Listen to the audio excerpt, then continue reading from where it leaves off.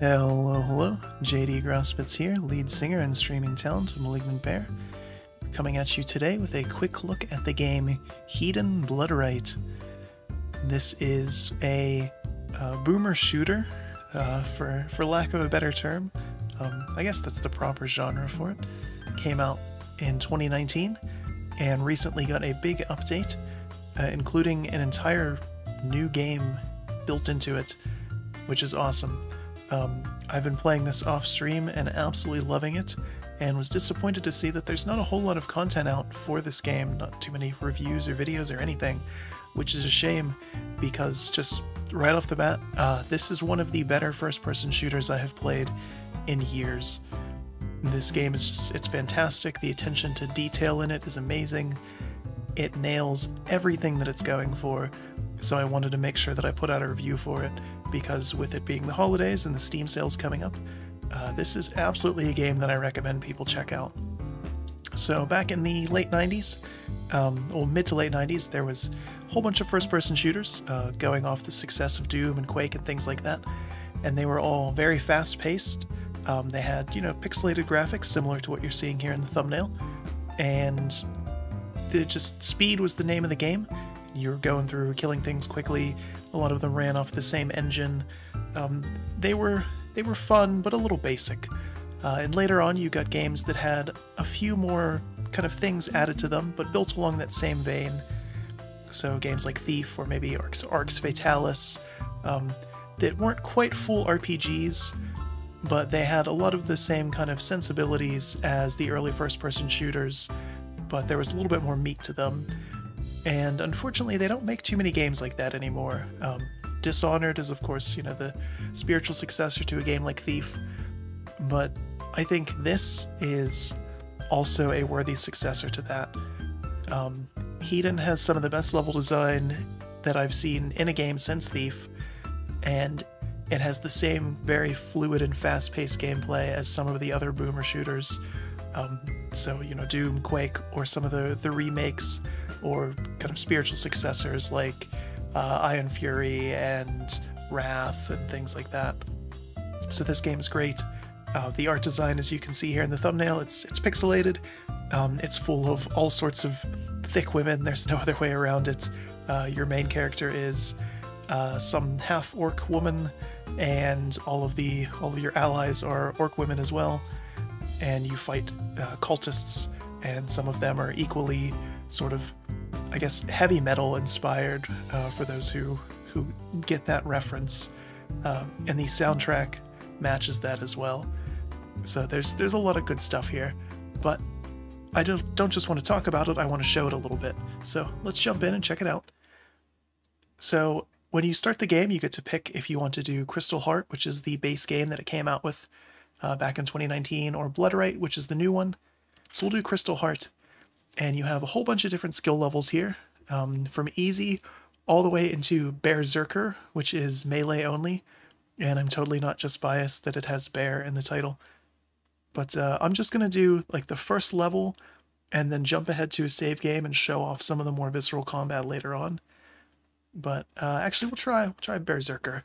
Can't use guns, but you get access to a new set of melee weapons to help you overcome this challenge. Monster strength is normal, but spawns are similar to brutalizing. Maybe we won't do that as the example. So we'll do hedonistic.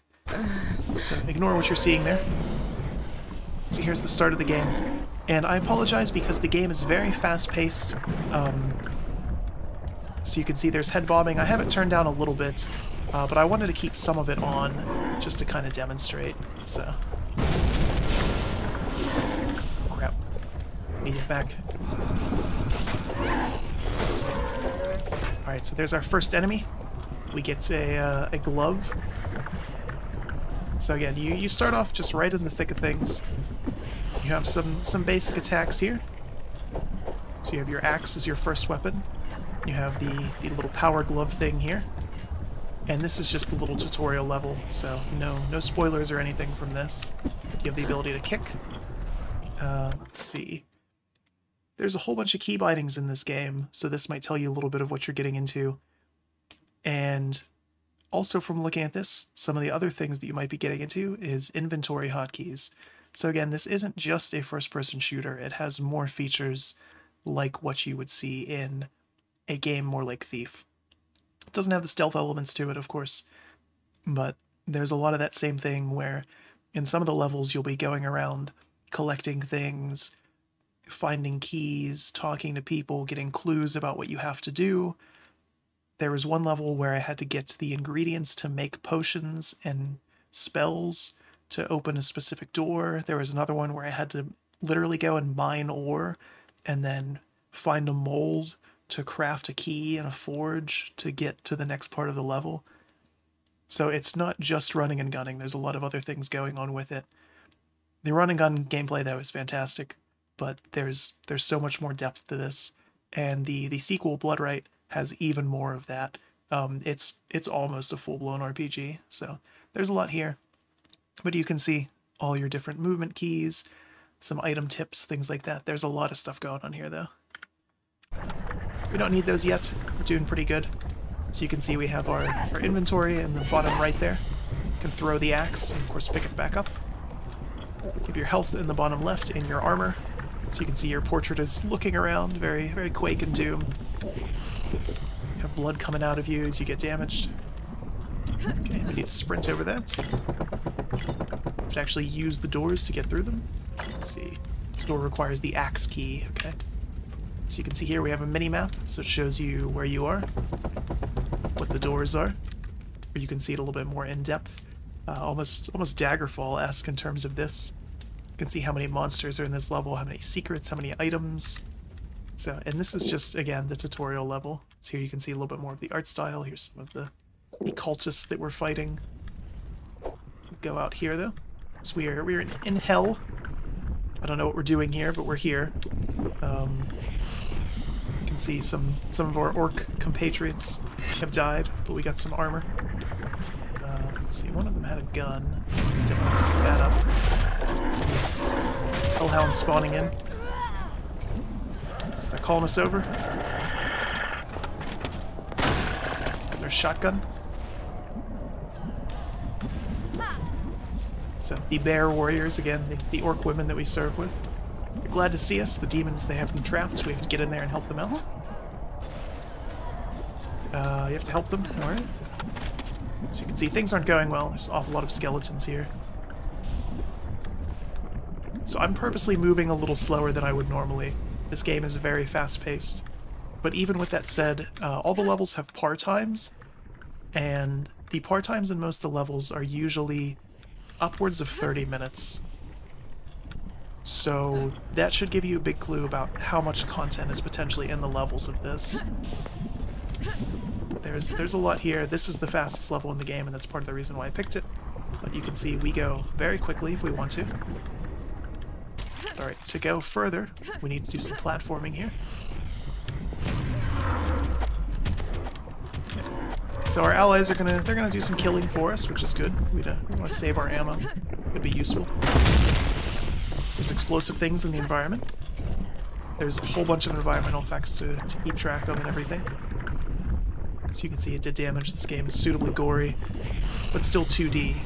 Again, it's very stylized. They knew what they were getting into here. Go this way, though. Some fantastical elements. The game describes itself as crystal punk, which I totally get. Again, this feels like just a wonderful 80s metal music video in terms of just the aesthetic, the soundtrack, everything about it. It totally nails what it's going for. So there's lava, it'll kill you. Have a lot of quick saves on, or not quick saves, auto saves, and it has even more. So I picked up the bloody axe key. Alright, so now we can go forward. You can only carry one axe at a time, regular axe, so you can see there. Can't pick up that one from our dead orc buddy. But we can get some more ammo. Every weapon has a primary and alternate fire. So with this one, it's a flamethrower. Not very effective against the hellhounds, though, oddly enough. Bit of a shame there. Try our power glove out instead. Got the key. So again, some fantastical elements. This game, it does a lot, again, with the engine that it's built in. So you can see we're seeing remnants of a battle here. The orcs are fighting goodness knows what. The elves, the evil elves. So to go through this, very violent. Some of the dwarves are dying too. Some demons. Again, it's high fantasy, but it's there's guns and stuff too. You can find letters strewn throughout the world. That's how you get some of the lore, and there's a lot of lore in this game. So, my faithful servant, you were indeed right. The Iron Division orcs and their allies have launched a full-scale assault on our hellish domain. As this bold affront is dealt with, I shall send my demon troops to reclaim your shattered outposts and deliver the punishment for your failure to stop them. Make sure nobody leaves your petty little town. Consequences will be worse than death. Alright. Let's see. Can't get out of this room, but you can find secrets. A sorcerer has killed himself. Spawned in where we need to.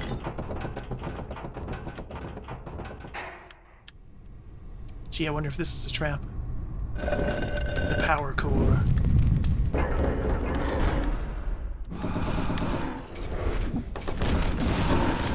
This chucks out a little grenade as the alternate fire.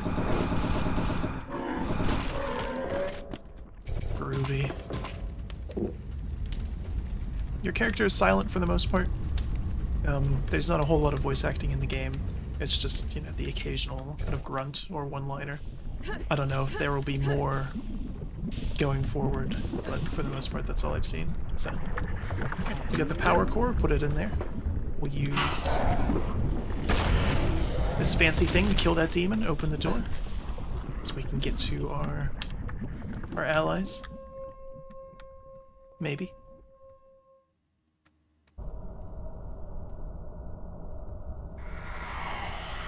Uh-oh.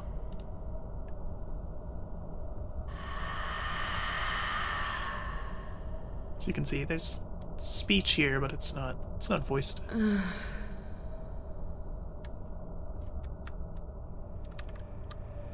So we're back in the first level. The actual first level this time, so you can see our par time up there at the top right. Or our time, rather. And then it'll give us the par at the end. We're in a cave now. What happened? How did we get here? We'll explore around here a little bit so you can kind of get a feel for the environments. Again, it's not all like that first level. They're incredibly varied. Find mushrooms on the ground, get some health. So to go forward, we need a power core again. You can find that lying around somewhere. Have to explore through the level to get to it. There's all sorts of little nooks and crannies and secrets. So you can see this level, for example. There's 7 secrets to find on this level. That's quite a lot. And they are well hidden, too. Oop. What's that jump? Let's see. Toggle sprinting with caps lock. Got stuck on the wall there. Oh no. Can't remember what's actually in this room. There's an earthquake happening. Oh, there's a key up there. Okay. So we definitely want to go that way. Heal up a little bit here. We can. Yeah, we can. So there's usually multiple paths through levels. So we have the iron key, wherever that goes to. It seems to be activated somewhere else. So we wouldn't have any weapons, just our fists. You can punch and kick though if you need to. Blocked from going that way. Explore around again. So you move very quickly in this game if you want to. Or you can take things a little bit slower, but again, speed was the name of the game in the games that this is paying homage to. So it's the gameplay of something like Quake or Doom in terms of the movement and the shooting tech and everything. but it's the level design and attention to detail and world building of something like Thief. Really don't like these small quakes. Earth forbid we wake up with more cave-ins. And the crystals seem to be acting weird too. The power core's been running out unusually fast. This place makes me feel so claustrophobic. To tell the goblins to carve the ceilings higher, but they kept going on about the heat getting out faster that way. Miss working in Valk. So again, little bits of lore about the world and what you're seeing and doing. Get some items. So, this is some night vision goggles.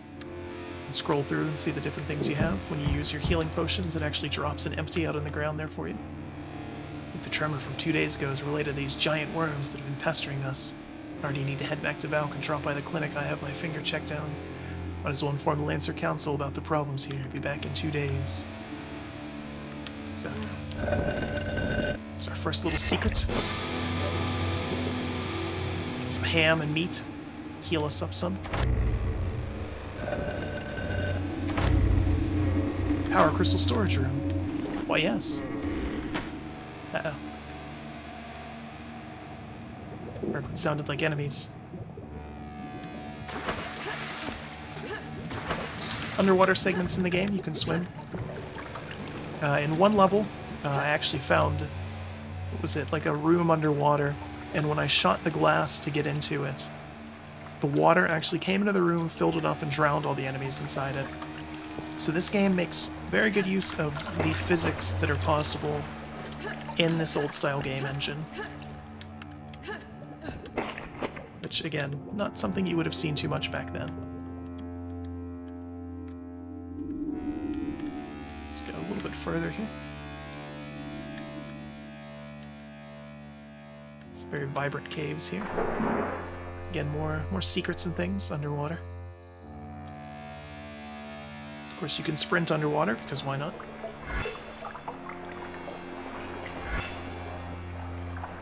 Some little fish there. So we're back in that room we were in before. So everything's all connected. Again, very smart and interesting level design. Kind of see where we're going here. Oops, this way. Haven't been here yet. So you can keep the minimap up if you want to. Nothing else here, though.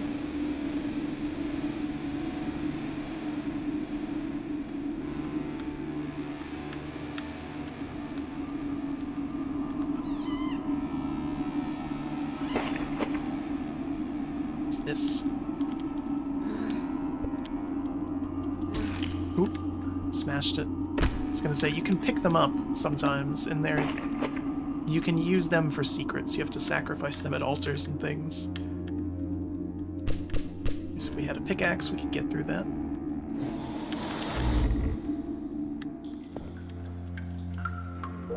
I can hear enemies, but I don't see them yet. Okay. I'm stuck. So we got a power core. Use the elevator when it comes down.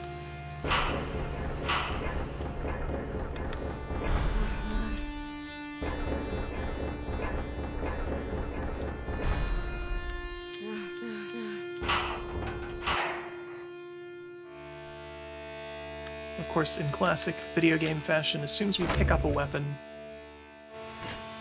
that's when you know things are going to get real. There's going to be enemies around.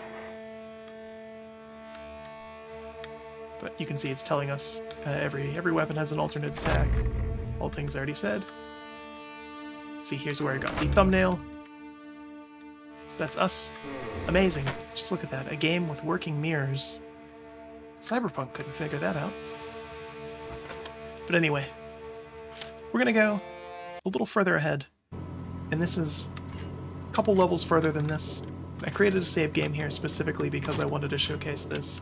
This is a big sort of arena segment where we have to do a bunch of fighting to end this level. So you can see one of the orcs died. Not before writing us a note telling us how to get out of here. So we need to use this portal to get out of here. Yes, I think so. Right? Did I forget to actually use it? Yeah, there we go. Okay. So we have a big room. Portal's coming on, but it looks a little off.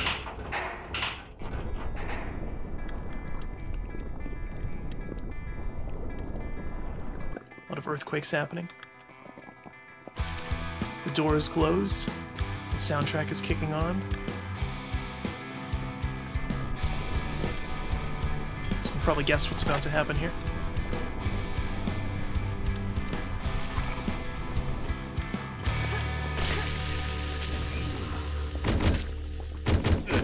Here we have some of our enemies.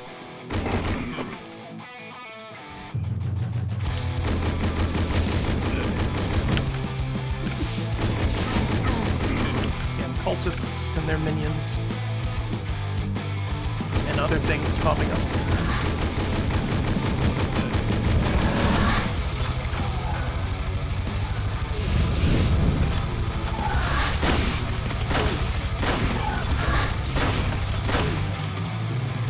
So they have shields. These shields will actually deflect things if they have them up while you're attacking them.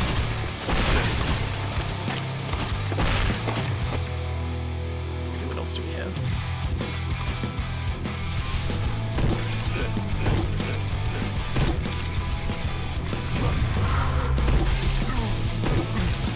Throw some poison gas out. Let's see. Some more potions as well, some more spells. You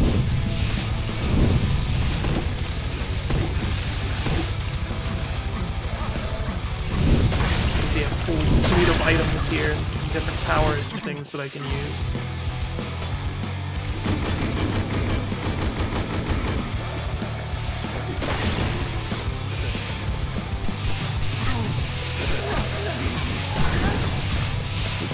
I die. Getting very cocky here.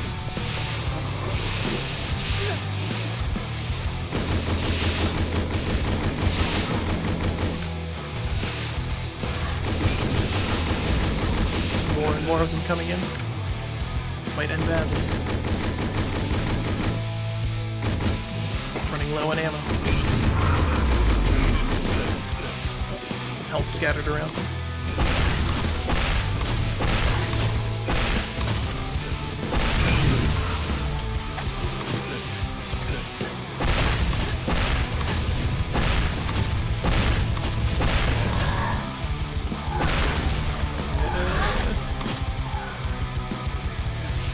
I don't know how I'm going to be able to do this. I did it before, though.